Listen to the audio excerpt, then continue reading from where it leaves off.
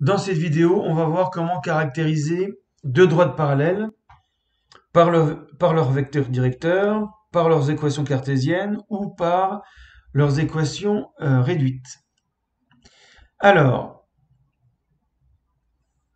euh, déjà, deux droites sont parallèles si et seulement si elles admettent des vecteurs directeurs collinéaires.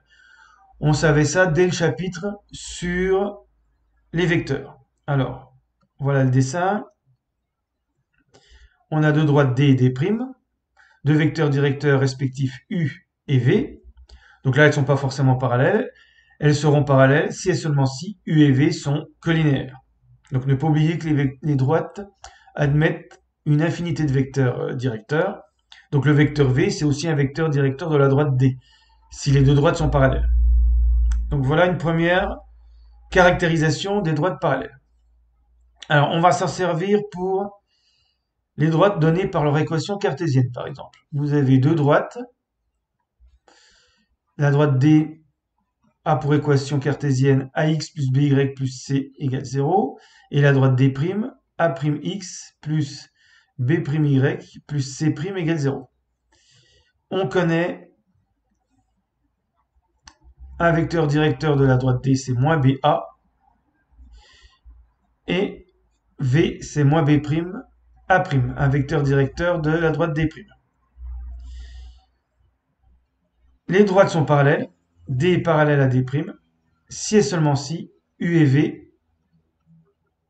on vient de le revoir, sont collinéaires.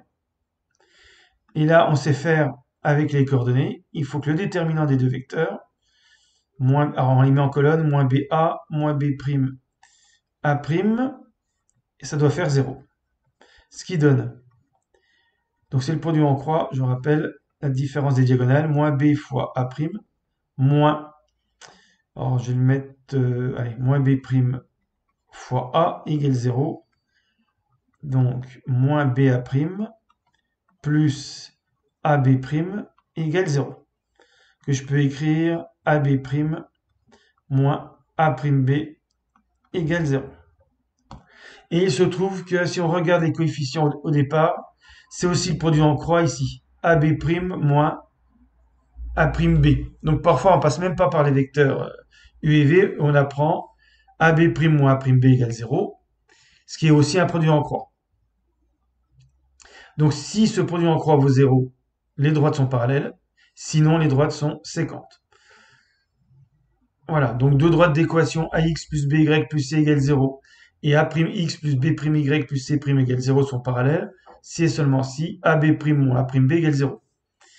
Donc la formule est facile à retrouver en faisant le produit en croix des coordonnées, des coefficients. AB, A', B'.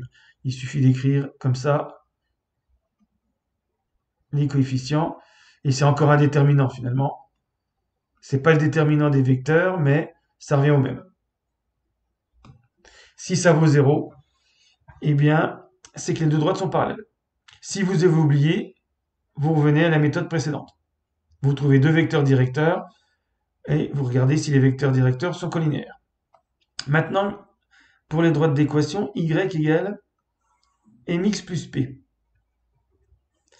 Y égale mx plus p. Y égale pour la droite D, m'x plus p' pour la droite D'. On sait qu'un vecteur directeur de la première, c'est 1m, et un vecteur directeur de la deuxième, c'est 1m'. Et donc, D va être parallèle à D', si et seulement si ce produit en croix sera égal à 0.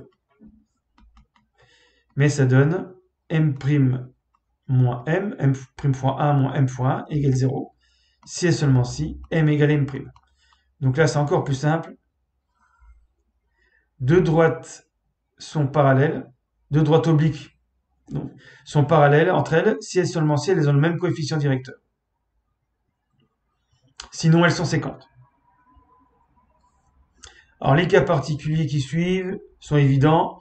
Si vous avez une droite oblique et une droite verticale, elles sont forcément séquentes. Et si vous avez deux droites verticales, elles sont forcément parallèles. Une fois que vous avez prouvé que deux droites étaient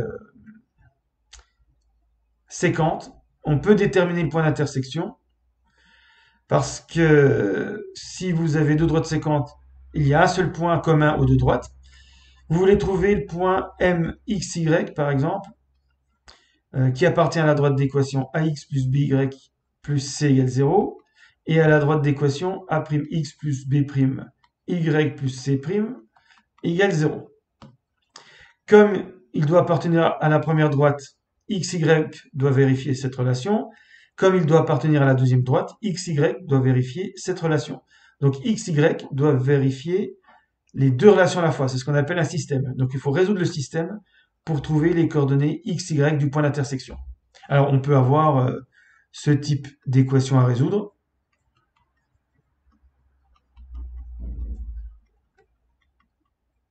Voilà, ou bien deux équations réduites. Mais la méthode marche dans tous les cas. On verra ça dans les vidéos suivantes.